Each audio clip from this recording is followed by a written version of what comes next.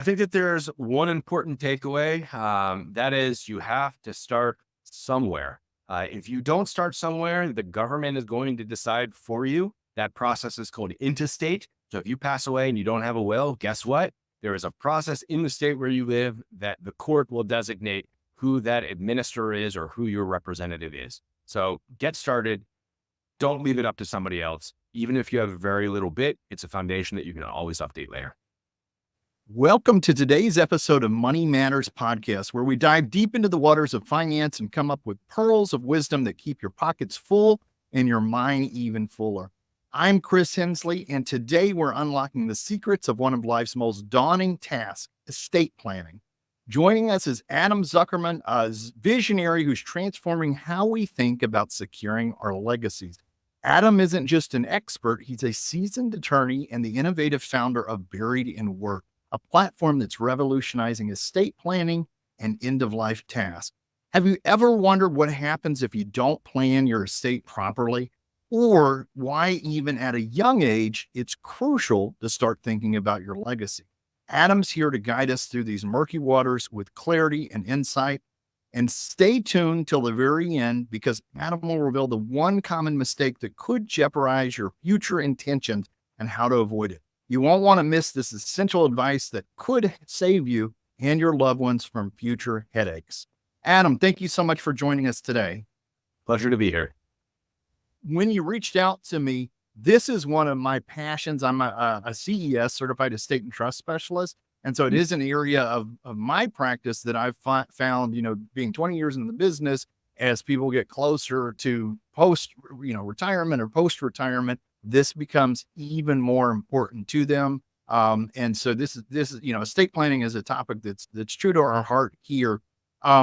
Let's just dive in and start with, can you describe what led to Buried in Work and how your father's estate influenced your approach to estate planning? Yeah, it's an innovative and strange story in some ways. My background has taken me from big companies that are Fortune 500, from Anheuser-Busch and Discovery, finance, hedge funds, startups, and whatnot. And when my father was nearing the end of his life, he was at my house, was actually doing some woodworking in the basement. He said he was tired. And the reality is, when he says that, there's a bit of a red flag because he had leukemia for quite some time, 6.5 years. Went to the hospital. That was Tuesday. He was checked in on a Thursday, and 12 days later, he passed. So it was a bit of a shock for the family of how quickly everything happened. But yet, in a strange way, we knew for quite some time that this eventuality could happen because he was diagnosed with leukemia. He thought he was organized. We thought he was organized. We being myself, the family, my sister, my mom was still around. And when I delved into what was left in the mess that he left, unfortunately, there was a lot to learn.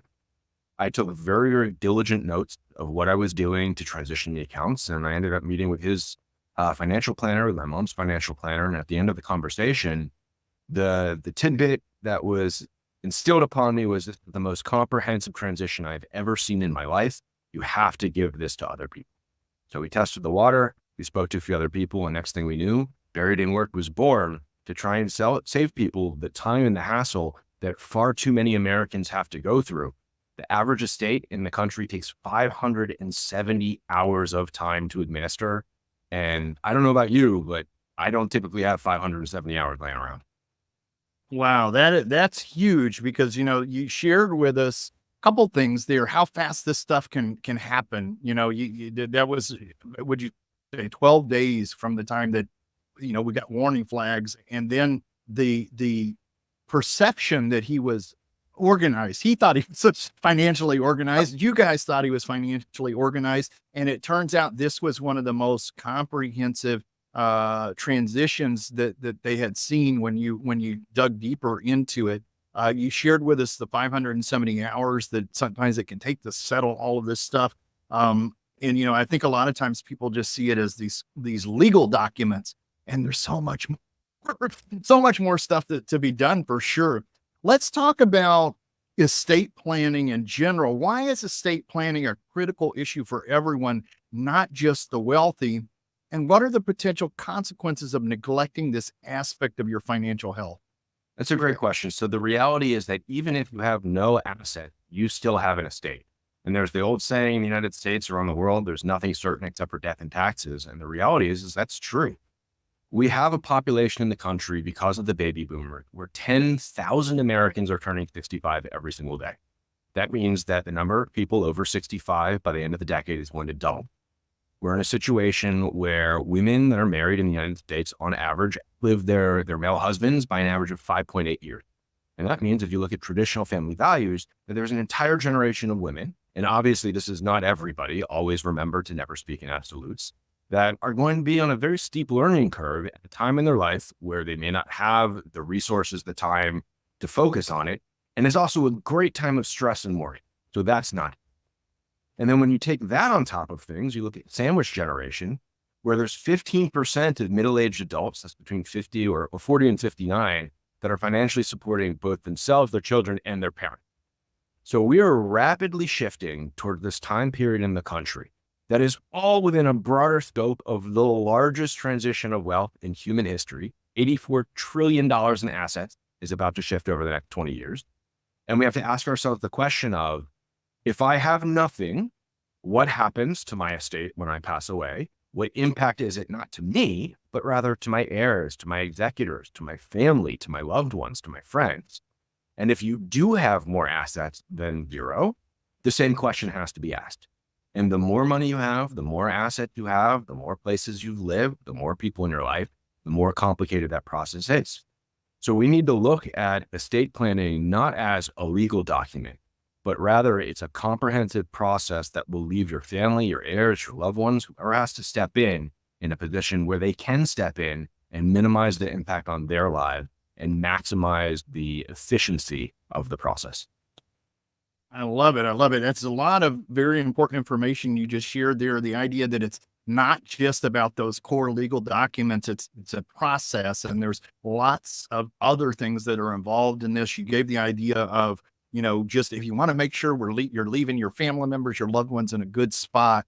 If you don't have a plan, there's one out there for you. You just don't know about it. Yes, and you'll find out. You mentioned death and taxes, the two things that we just can't avoid those. Those are going to be there. But putting yourself in a position that you are financially organized, that you're doing this with thought and intention. Really, really good explanation of what people should be thinking about on that. I want to shift a little bit and talk about some of these things that might fall outside of the legal documents, those end-of-life tasks. Could you share some of the innovative approaches your platform uses to simplify estate organization and end-of-life tasks? Yeah, I'd be happy to. So our approach at Buried in Work is to leave people in the best position possible. And that means you want to provide your family members with instant access to your most critical information when it's needed most. It means that you want to ensure that your loved ones know exactly what to do in times of incapacity or loss. So estate planning isn't about only when you pass away, but it's everything leading up to that point as well. You talk about trusts as part of the overall package. You talk about wills. And trust can be structured to take effect before death, after death, or even in the case of incapacitation. And lastly, we want to provide quick access to the information that's necessary. So our website is pretty simple to navigate. We bucket things into 3 different groups. One is estate preparation and organization. You can come and learn what information you need to gather together so your family has that access to the most critical information.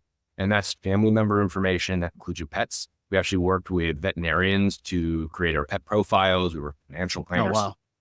On the asset side, it's understanding it's in an identification background, your career and education history. There was a story that I heard yesterday of someone who left a company. He still had benefits from that company, and they were in his ex-wife's name. So he passed away, and the current wife had to call up the ex-wife and explain what was going on. And fortunately, the ex-wife said, yes, I understand this isn't something that is still supposed to go to me, and was nice to figure it out. But there's a lot of hiccups that you can run into. So it's career education, it's residential history that helps you find unclaimed property. We have all of the databases available in the country for you to search for free. It's understanding your email and online accounts and your passwords, because unlocking that mystery is extremely important to get access to accounts.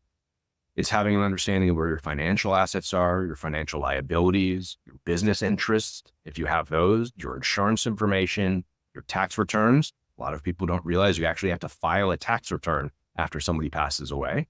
And it's also included in your health and medical information and everything else that goes in between that. Um, our goal is do it yourself first, come to the site. We're going to give you the resources. But understanding what you need to find is very complicated if you've never done it before. And trust me, you don't want to learn on the job. The reason why, pretty simple. If I ask you, Christopher, to list out all of your bank accounts, you can probably do so in a matter of hours, right? You can go up, get your account statements, you can check your beneficiaries, you can check your account numbers. But if I asked your wife to figure out all of your accounts that you have, what does she have to do? She has to check your mail. She has to go to your computer. She has to contact the banks. You have to navigate the structure of, we can't talk to you yet because Christopher hasn't given you permission yet. So by taking the time to get all of this information early, it makes it easier. So if you don't want the do-it-yourself approach, we have products like the Estate Preparation Package. It's been described as the most comprehensive estate organization system available, where if you take the time to fill it out, your family will literally have everything they need to step in to make sure that your wishes are carried out and it minimizes the stress and process. So that's some of the innovative things, but we can get into details if you want. Yeah, no, I love it. I love it. A lot of really good things that you mentioned. You started with talking about putting people in the best position for when this happens, that they have access to their information. You mentioned, digital passwords, and if you ask me what's changed in this space in the last 10 or 15 years or so, this wasn't a thing. We didn't have to worry about social media passwords or the ability for people to get online, getting locked out of your spouse's account. And then just the idea of it even being able to speak on that, if it's an individual style account and you haven't done what you needed to do. So making it easy, this tool that you're providing for them. You also mentioned that end of the year or the end of life taxes, like this is a way to put it. A lot of times stuff people don't realize you get to file that last tax return if you're married, filing jointly, that's it.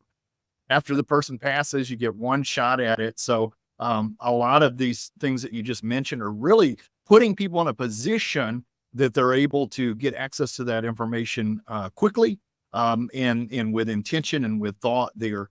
Let's keep diving into this topic. What are the essential components of a comprehensive estate plan, and how does Buried in Work help ensure that those are thoroughly addressed? Okay, so you are unique just like everybody else. That's one of my favorite statements. There's nobody that can say to you, this is the single thing that everybody needs. So take that with a grain of salt. If somebody says you need this, this, and this without actually speaking to you first, go find somebody else to speak to. Right.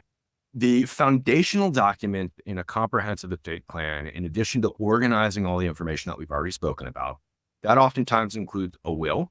So that is binding. It has to be adhering to the local jurisdiction's requirements that you reside in. So number of signatures or witnesses, the age of them, are they related to you? Is there a notary, whatnot? It's a holographic, not. You can have trusts as well.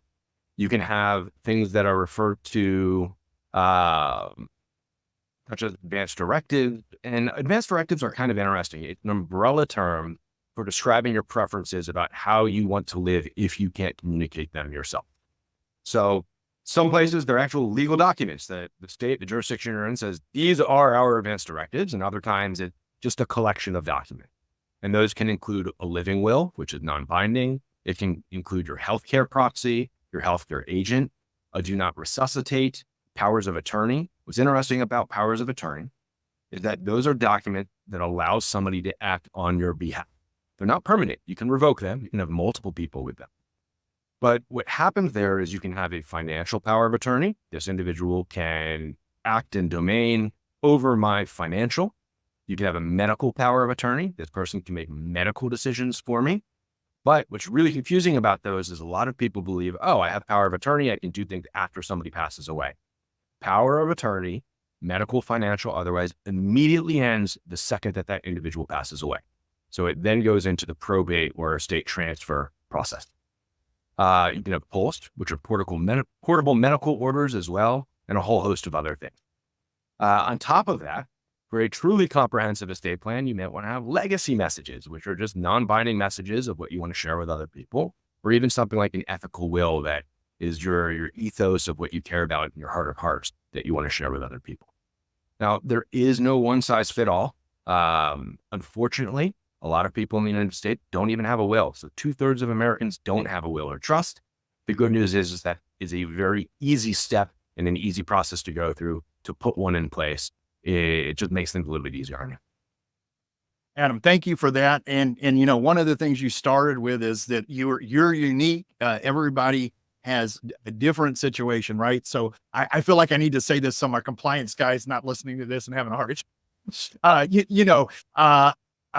This is for educational purposes. It's not to substitute meeting with an attorney. However, I do feel very confident Adam is an attorney. And what he's just done is he shared kind of a laundry list of different legal documents that people can use. And as he mentioned, those things can all be different depending on the person's situation. And having something is always better than nothing. That's a pretty general thing we could say as well. And so that I think that's awesome. We just shared a whole bunch of different things and how they interact with people in with their very specific situation. And you heard more than one, right? So the idea that I got a buddy that did my simple will for me. Like, probably need to do a little bit deeper dive into that for sure. So thank you for sharing that with us. Let's just pivot a little bit because you mentioned this earlier. You talked about some of those demographics with baby boomers. With the baby boomers retiring and a significant wealth transfer underway, how should individuals and families prepare to manage those transitions effectively? Okay, that's a great question. There is $84 trillion in assets, as mentioned earlier, about to shift over the next 20 years. The most important thing you can do is start having the conversation. It is very difficult for a lot of people to begin approaching their parents, approaching their spouse, approaching their kid about this topic. But if it goes unsaid, it goes undone. And we don't want that to happen. If you need help starting the conversation, come to our website, buriedinwork.com for the plug. We even have a quick quiz. It takes 2.5 minutes to complete. It'll help you get an understanding of how prepared you actually are. And what we found is that a lot of people are using that tool to then say, hey, I took this quiz. We got 4 out of 10. Maybe there are a few things that we should actually sit down and discuss. It's important that people in your family know what your plan is. Don't have to have details of it specifically, but they need to know if a plan exists, if a will exists, where it is located, who has the original copy. Is it in your office? Is it in a folder? Or do you keep it in your trunk of your car for some reason? Or is it with an attorney? Because the last thing you want to do is send people on a scavenger hunt when they're grieving. It is the worst time for them to do that. Taking notes here. So that is a lot of really good information there. You talked about the 84 trillion dollars of assets that are in play because of this generation that is aging and passing on the wealth there. And then the idea that people need to know about this, that difficult conversation doesn't have to be difficult. Part of it's just getting it started right. And you shared with us a tool, that quiz that you could go to your website and you could take it and it will get that you kind of primed to have that conversation with your loved ones, right? The idea that, just telegraphing or letting people know if you put them on there as an executor. I've had situations where the executor actually said, nope, not going to do it. Thanks, but no thanks. And appreciate the vote of confidence, but I'm not getting in the middle. So I've seen situations like that. So having that conversation and just not sharing everything, but letting that executor know that this is what our executor this is what we're thinking. Very, very important things here. That's exactly right, Christopher. And the reality is that you can make a designation, but those designations, whoever is designated, they can decline. So it's better for them to have that opportunity to say no. No, we don't want to make your will. We don't want to make your trust for you. But what we want to do is educate you. So when you engage with a service provider, when you decide to do it yourself, you're in the best position possible. We even have games on the website that help you do that. So we've got 2 card games. One is called One More Story. So when somebody passes away, you lose all their legacy, you lose all their memories. So these are prompts to help you learn about them. Tell me one more story about the time that you were a child. Tell me one more story about when you were growing up in so-and-so.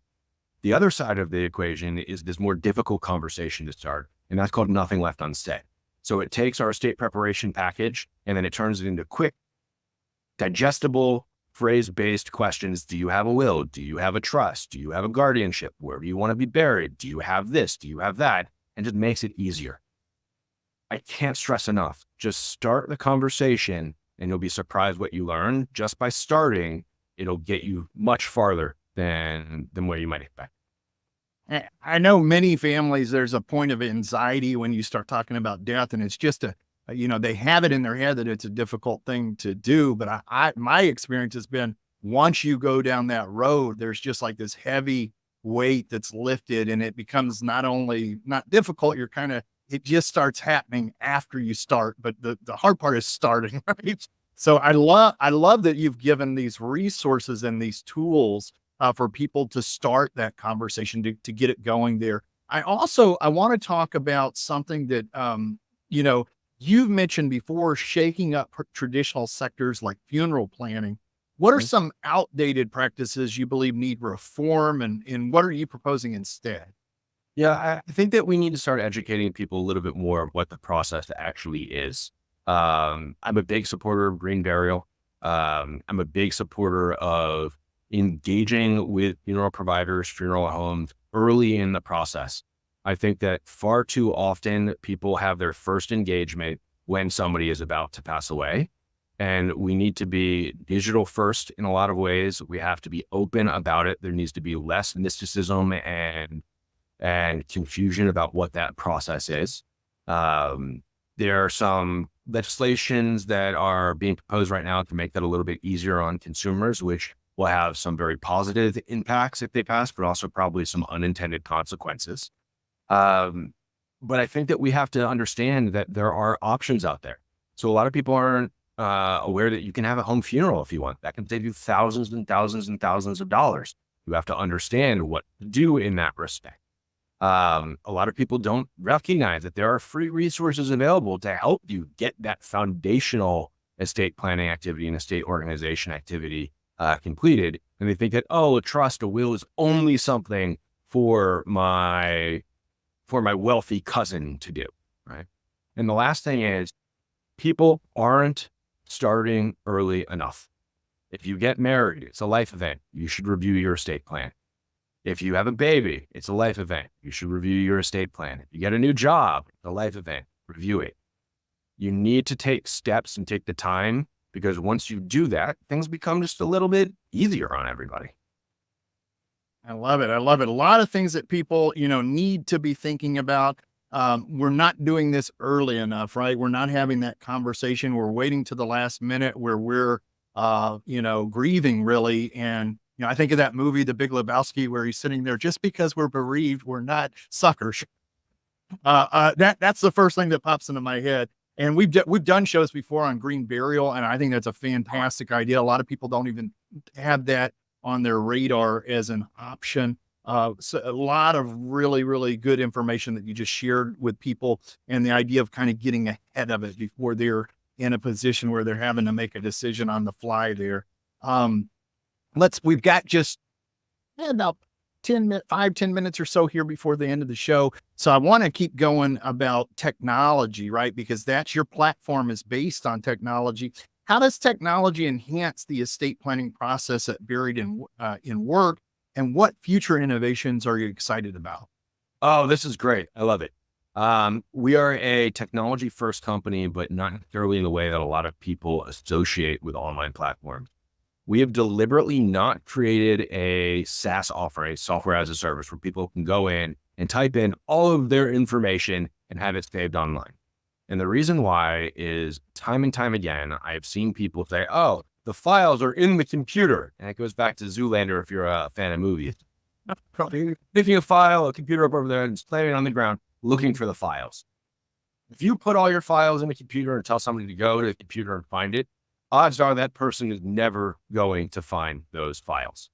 So what we do is provide our documentation online for people to read. The estate preparation package and checklists and guides, you can print them out if you want and fill them out by hand.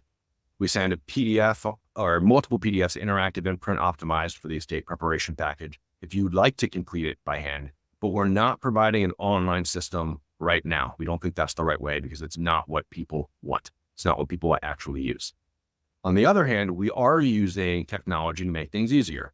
So an example is we have guides, and I'm actually going to go to the website real quick to load up how many we have. We add them quite often, more than like 20, 30 guides and facts and whatnot. One of them, the funeral and end-of-life tradition guide for navigating Christian funerals, Hindu funerals, end-of-life traditions, Jewish, LGBTQ plus, Muslim, secular. And then we've taken those guides, we've imported them into ChatGPT. So instead of reading through things, you now can have a conversation, either type or voice if you have that option, based on our guide. So what we're trying to do is create a knowledge base and a resource base that anybody can use. And then we're going to meet you how you want to use that technology. And I think other companies do that too, if possible.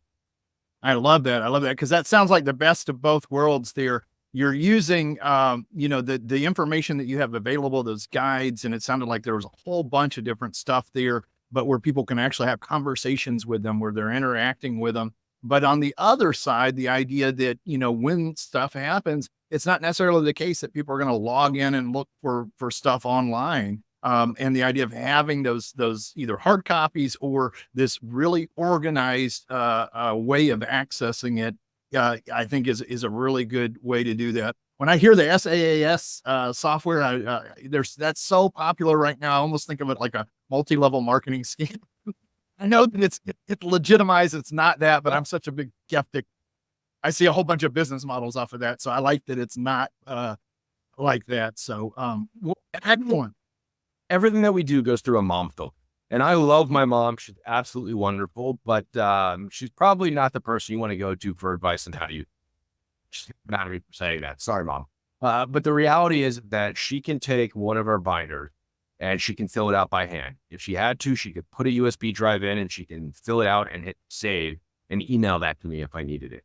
She's not going to want to walk around the house with an app and take pictures of things. It's just not what she's going to want to do. Meet the people where they are. If you have parents who are over 65 and they're not tech versed, you can sit down with them and go through these materials and they're going to understand it. It's very different when you say, go and fill this out on the computer, figure it out on your own. Like it's a world of hurt that we don't want to impose on people. Yeah, I love that. That's all levels of digital literacy. They are meeting them where they're at. And I love that as an idea there. We're right here towards the end of the show.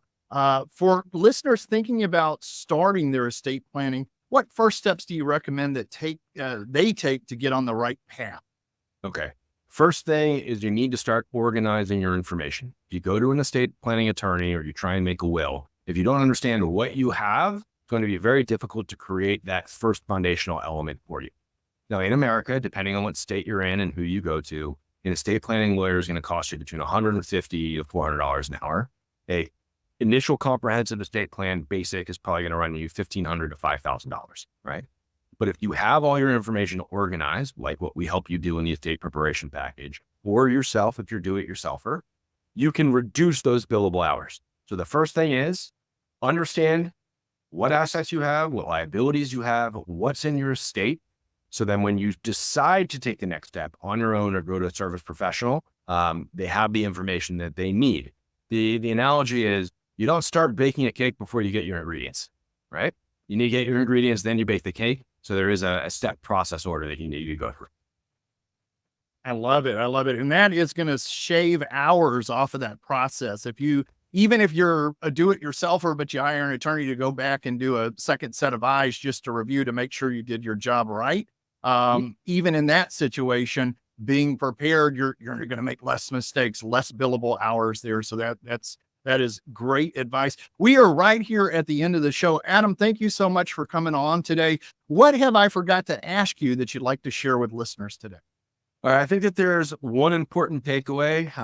That is you have to start somewhere. If you don't start somewhere, the government is going to decide for you. That process is called intestate. So if you pass away and you don't have a will, guess what? There is a process in the state where you live that the court will designate who that administrator is or who your representative is. So get started. Don't leave it up to somebody else. Even if you have a very little bit, it's a foundation that you can always update later. I love it. Adam, thank you so much. For listeners who'd like to find out more, what is a good place for them to go? Buriedinwork.com. It's a bit punny, but easy to remember. I love it. I love it. Adam, thank you so much for being on the show today. Have a good rest of the day there. Thanks so much. Appreciate it, Chris.